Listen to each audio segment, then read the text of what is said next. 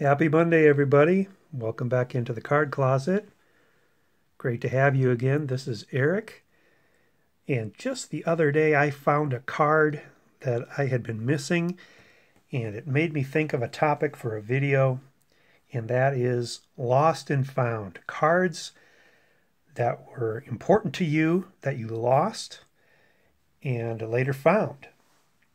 So before I get to the big one, there have been a couple times in my life where this has happened, where I've lost cards. The first one was that I can remember was when I was a little kid. I had this 1978 Franco Harris, and it disappeared. I never did find it. This is not the exact copy. I know my brother and I were sharing a bedroom at the time because we did that in the winter time so that we could close up one of the rooms and not have to heat it through the winter. And I know I had my football cards in there. It was in my brother's room. And I remember just losing it. It was in my stack, and one time it wasn't in my stack. I never did figure out where it went. And it's probably not a total loss because it was the same stack that these cards, it would have been in this condition. Would have my initial written on it. Would have been all creased. Who knows, maybe it would have shown up in my last video for cards you'd never sell, which for me means they had, nostalgic reasons, but I probably would have upgraded it anyway to this copy right here, which is in my set. So that's card number one. The second time I remember it happening is with the 1980 Rickey Henderson. I know that I had it when I went to college, and I know that when I came home one summer, for the summer during college, it was not in my box.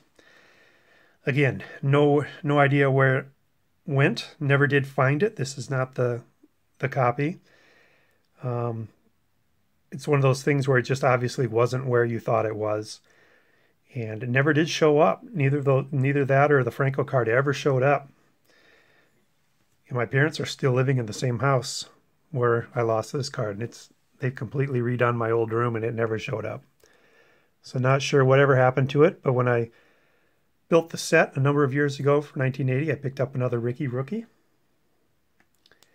The third one is a T206 Bill Kerrigan, and I still have not found that one. That one disappeared probably 6 or 7 years ago.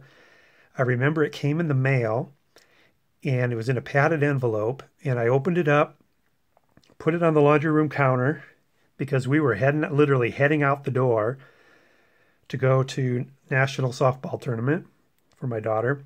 We had a big drive ahead of us. We checked the mail before we left. There it was. Plopped it on the counter in the laundry room on our way out, and when I came back, I couldn't find it. So, of course, that's where I think I left it. Obviously, I didn't leave it there. Never found it again. Still haven't found it to this day. And you know what? I can't get myself to spend the money to replace it because I know it's around here somewhere. Do you guys have that problem? So anyway, now to the biggie. This one I lost several months ago. And for a while I was doubting myself with whether I even had the card. It's a 1913 National Game of Tris Speaker. I don't believe that I ever showed this on a video at the time I picked it up. But I've been looking at these. It's always been in my want list on the trading card database. And I never took it off the list. So I think when I got it, I put it in the wrong pile. So I've got this pile of pre-war Red Sox cards that I want to sell. I was getting ready to put those on eBay the other day. And guess what? Mr. Tris Speaker was in that sell pile. And, it had gotten to the point where I was doubting whether I even had it.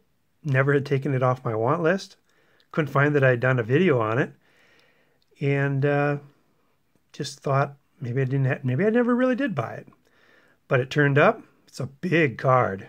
Big card. And so glad to have found it. So Triss Speaker 1913 has a home now with Jake Stahl, who I also have from that set. And then this is one I went out on a limb and bought it raw. But I have checked it out under the loop, compared it. I guess I compared it to Stahl because Speaker was lost. But I believe it's authentic. Everything checks out. Took a little flyer on that one. So Smoky Joe Wood. Got 3 of those now. 1913 is a tough year to find cards other than this playing card set. And there was also another one called National Game and Barker. So here's an example of the Tom Barker from that year in my sell pile. That's Marty O'Toole of the Pirates. So glad to have found that Triss Speaker. Can't even tell you.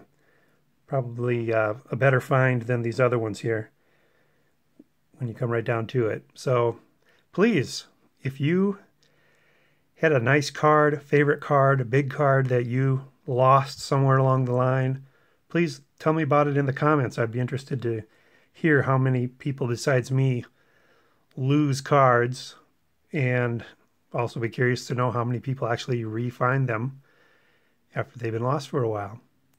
So thanks again for watching.